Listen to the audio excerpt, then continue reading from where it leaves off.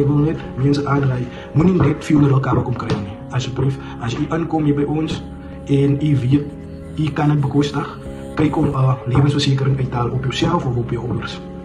Want dat is hoe ons generational wealth kan creëren. Paar van ons, ma, pa, oma, opa, broers en zusters, sterf. Ons betaalt die begrafenis, maar achterna het ons zich geld eerst om een tombstone voor hulle op te zetten. Ons het eerst geld om te kijken naar de kinders wat hulle achterloos zijn. Ons het eerst geld om die schuld te betalen wat hulle achterloos voor ons zijn. Dat is waar life cover aankomt.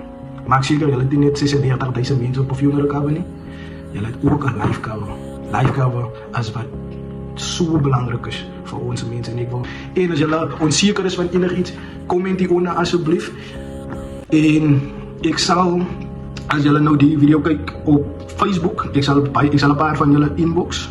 Zo, als je daar meer wil weten over funeral cover, kan je mij ook inbox. Als je meer wil weten over live cover, kan je mij ook inbox. That being said, guys, het is echt net. Baie dankie jullie, ne? Baie mooi dag voor jullie, ne? Alles wat het beste voor jullie en voor jullie families, ne? Laat het goed gaan. We out. You the outro.